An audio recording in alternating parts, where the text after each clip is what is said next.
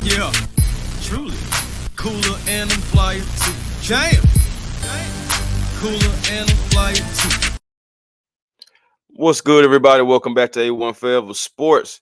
Be generational because it's always time to be in. No point in settling for less because you can always have more with the vision. And today we're talking about those Atlanta Hawks. The Atlanta Hawks took care of business last night on the road, might I add, versus the New Orleans Pelicans. Jalen Johnson led scores with 29 points as the Pelicans were dealing with some injuries, but the Hawks took care of business regardless. You know, you got to play who you got to play. Same thing's been happening for us.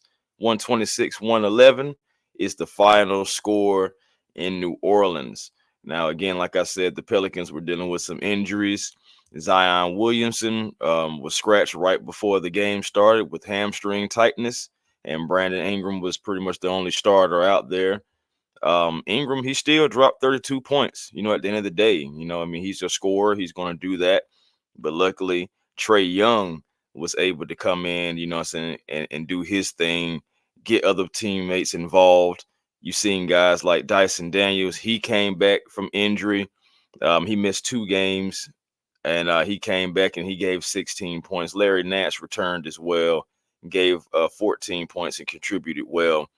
Again, New Orleans, they was without DeJounte Murray, C.J. McCollum, Herb Jones, and Trey Murphy. But hey, the Hawks were still without DeAndre Hunter, Bogdan Bogdanovich, Vit Krejci, Kobe Buffkin. So it's just like at the end of the day, we're both dealing with injuries, but the Hawks was able to execute better and take care of business in New Orleans. Now, the Atlanta Hawks, Atlanta Hawks, they had a great pace, I believe, to the game. If you just look at just the points that they scored each quarter, there's only one quarter they didn't score in the 30s, and that was the second quarter. That was the quarter that New Orleans was able to track down the Hawks and then take that 1 point lead into halftime. But honestly, it was all good. I mean, it seems like the Hawks was able to make some adjustments at halftime because they did come out firing pretty much in the third quarter. That third quarter, give me 1 second here. The third quarter, the Atlanta Hawks were 15 for 19 in the third quarter, while the New Orleans Pelicans were 10 for 28. Big difference. That's 79% for the Atlanta Hawks and only 36% for the New Orleans Pelicans. That third quarter is when the Atlanta Hawks really was able to take control. And this honestly, when you dive deep into the numbers and then just look at the gameplay, the Hawks, you've seen them talking more, you've seen them rotating a little bit better.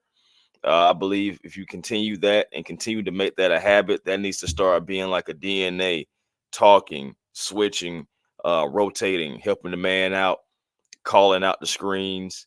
Just, saying the simple basketball things. I've seen a lot of that last night from the Atlanta Hawks, and I want to see more of it. The Hawks' biggest lead was 25, and their biggest run was 14. Um, the Atlanta Hawks, they won really all the important categories. It honestly was almost like a complete win by the Atlanta Hawks. The only category the Hawks really lost was the second chance points, 11 to 16. But check this out, the fast break points, it was a blowout. 23 fast break points for the Atlanta Hawks to only 7 for the New Orleans Pelicans. That means the Hawks were limiting transition points. They was able to stop the ball in certain aspects and keep everybody into the half court sets. But the Hawks, they was able to take off. You've seen a few times Jalen Johnson last night taking off and getting the fast break dunks. The Atlanta Hawks also shot 41% from three. That right there is a good omen. That was another category that the Hawks lost because the Pelicans, they shot 42%. But still, you're right there. It's neck and neck, so it's really not a big thing. The Hawks shot great from the free throw line. That's something that's been key because the Hawks in the previous games, to start the season, they kind of been up and down, kind of been iffy at that foul line. Not up to the Atlanta Hawks standard that you're used to seeing from a team standpoint of shooting free throws. But however, 91%, it was great, and you beat the Pelicans in that category. You also controlled the turnover battle. as well. You had 16 turnovers as a team. The Pelicans had 18. Three blocks, you're tied there. You had 10 steals, 29 assists to 22 for the Pelicans, 41 rebounds to 43 for the Pelicans. But again, you're right there. So you also won the points in the paint battle. 66 points in the paint, people, 32 for the Pelicans. You definitely take that. You take that all night long and several days on Sunday, like some of my close friends would say. You definitely take that. Let's talk about like individual players for a second here. I want to start. We're going to start with Trey Young. We're going to start with Trey Young here, and honestly, what I'm saying, it was another masterful performance from Trey Young. I mean, 8 for 15, 8 for 15, and that's shooting over 50% from the field, shooting over 50% from three. So it was a pretty efficient. What I'm saying, for the plus minus. Um, if you're into that type of thing, he was plus 29. So plus 29. That's something right there that you want to see from Trey Young. Also 12 assists. So that means, of course, again, getting people involved. And this is the most important stat out of all of these points. He had 23 points, 12 assists. But the thing that stood out for me was the turnovers. Trey Young only had 2 turnovers. That is winning basketball right there. Limiting the turnovers. 8 for 15, 5 for 10 from the three. You know what I'm saying? 50% or over 50% for both. Of course, 100% from from the foul line. He also got some rebounds. He had 4 rebounds. He got a steal. So he's still out there being active. And my goodness, 2 turnovers, that's winning basketball. That's going to be hard to beat the Atlanta Hawks if Trey Young is playing at that level. That's winning basketball. It's a winning formula. Dyson Daniels, who returned 7 for 10 on them boys, 7 for 10 on the Pelicans, and my goodness, 2 for 5 from three. The man came back and contributed. He had 5 rebounds, 3 assists. He got to steal. He got to do that, and only 2 turnovers on his own aspect. So again, 16 points. He was plus 21 for those who care about the plus and minus.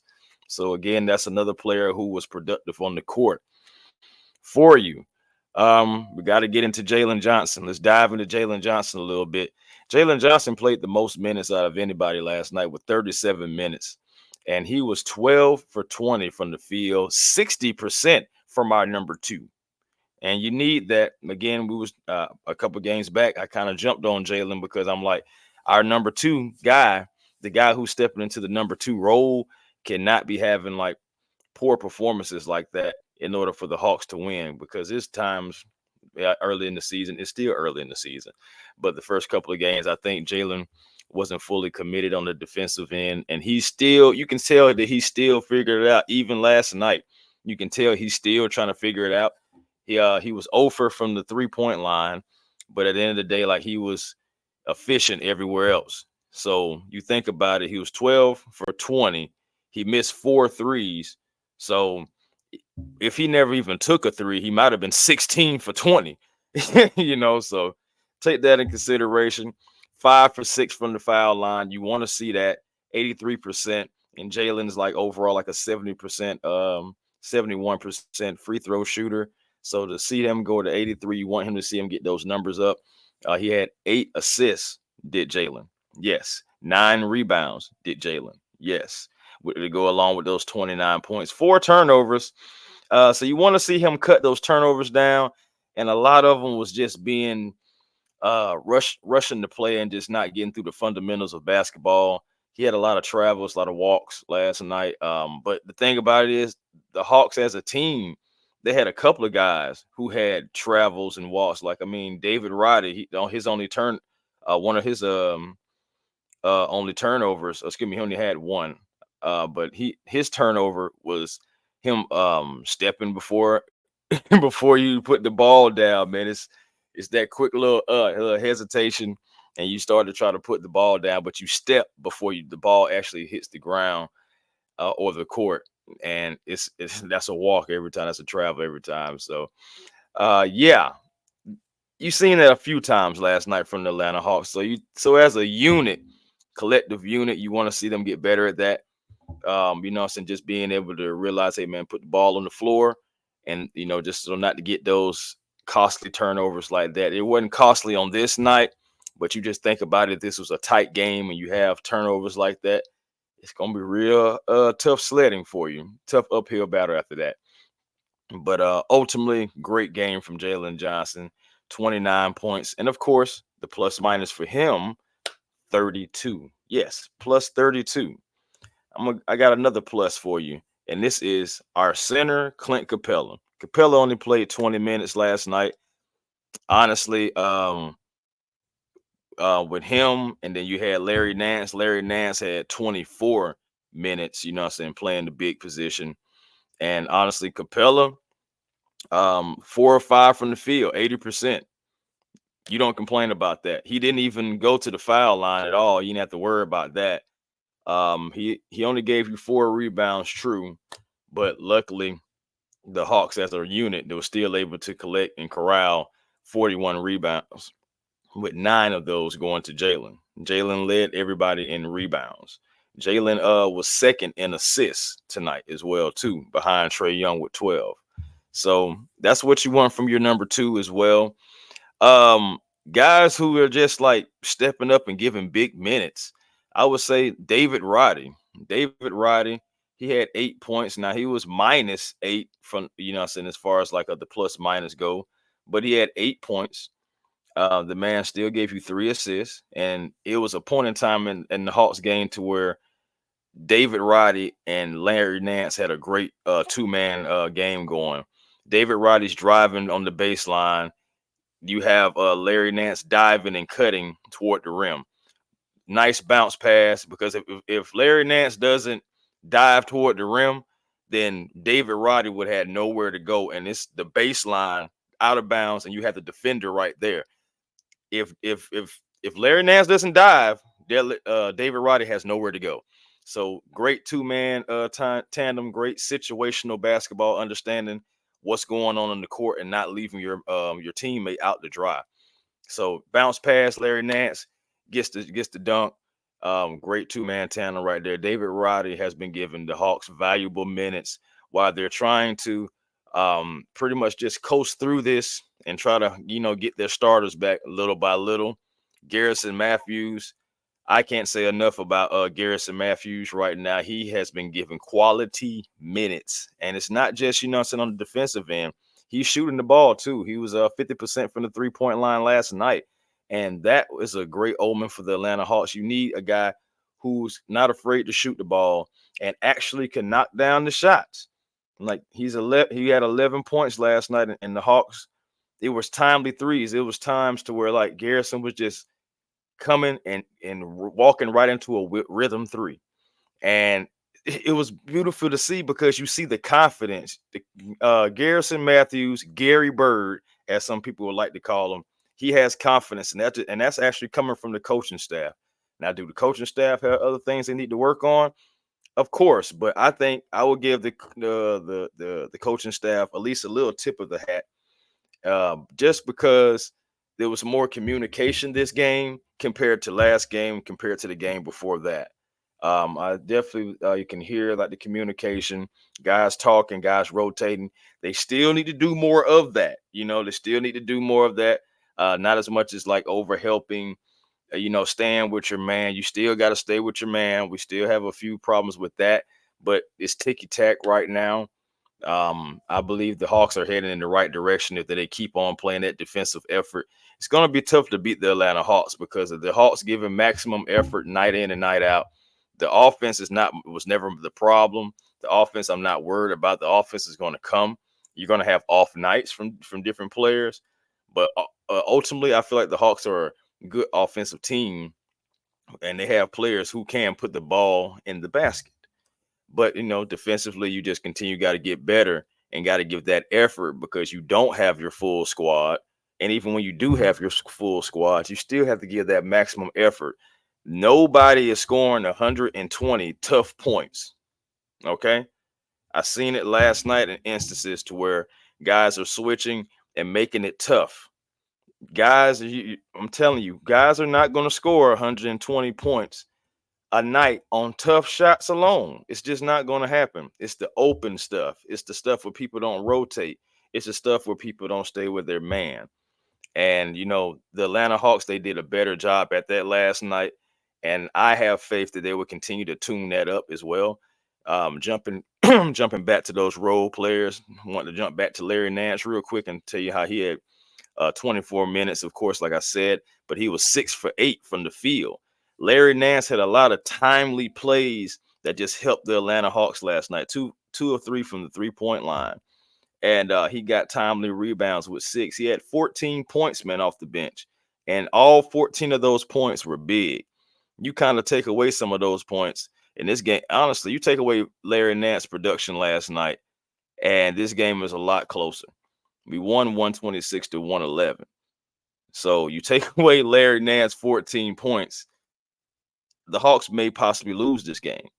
Or maybe hopefully they get the production from somewhere else. But I'm just stating the fact on how timely Larry Nance, was last night against his old squad. A few times even hitting threes, letting them know, dunking and everything on people's heads, looking at their bench, letting them know, like, yeah, we in here.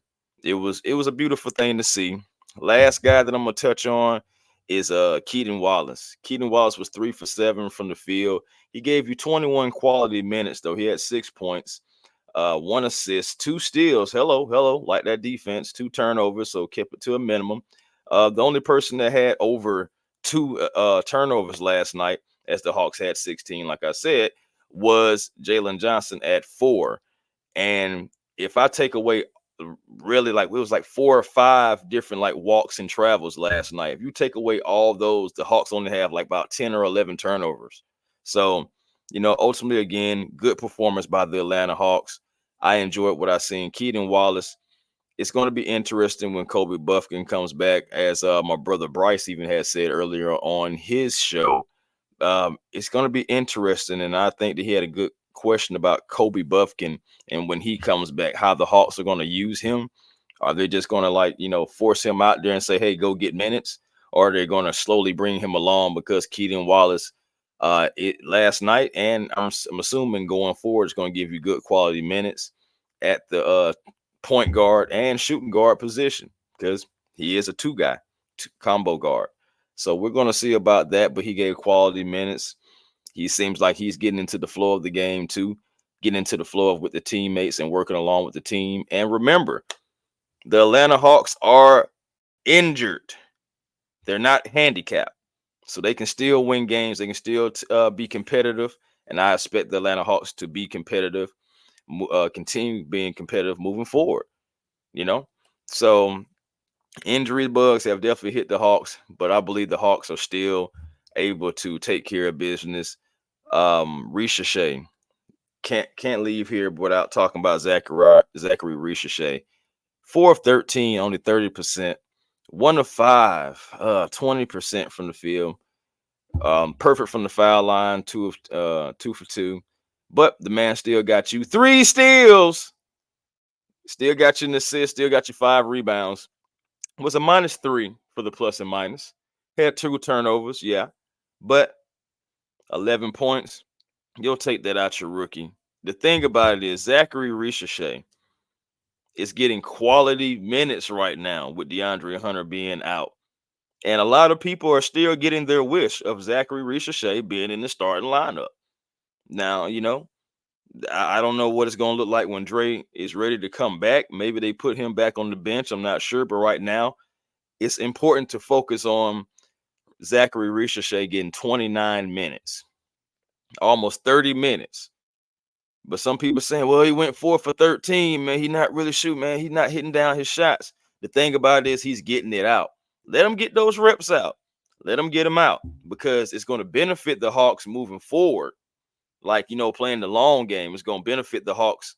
And you got to let this guy be able to get his lumps in the NBA. You got to let him get his lumps. I said, bring him along slowly. And that seemed like what the Hawks were going to try to do. But now fate has taken over. And once fate steps in, it is what it is. And Zachary Ricochet is in the starting lineup, getting quality minutes. And I'm hoping toward February, March, April, these quality minutes back right now in November will, pay off for the Atlanta Hawks because it's more experience and he'll start to see those shots go down. He'll start to, keep that confidence up. And I'm sure that, his teammates are still uplifting him, saying, shoot the ball, coaching staff, yeah, shoot the ball and everything too. You like to see him, get those minutes. So Zachary will be fine. He's getting his lumps in the NBA right now, but he will be fine. Ultimately, you just got to play better team defense and continue to learn how to win as a team. The Hawks are still continuing to learn how to win as a team, and right now they're using what they have. Great win to stop that skid. You know what I'm saying? The Hawks, they they were skidding for a second, but great to see it. Continue to win as a team, continue to gel. And when we get more guys back, we'll hopefully start to see even more points, even better execution. Some guys, hopefully the game will slow down for them even more, and the Hawks will continue to go onward and upward. But y'all, that was my quick video. Well, not quick video, but just my thoughts about the Hawks and the Pelicans game. I'm going to continue to get out there, got a lot going on, but there's still no excuse, for the passion of sports. So still going to be able to put Hawks videos out. We got Falcons videos coming as well. So just continue to still tune into A1 Forever Sports. Shout out to the Atlanta Hawks. And hey, man, they're right back at it on back to back. Let's see what the Atlanta Hawks got. But until next time, peace and blessings to you all. And to you all, I will holler. Let's go Hawks. We move.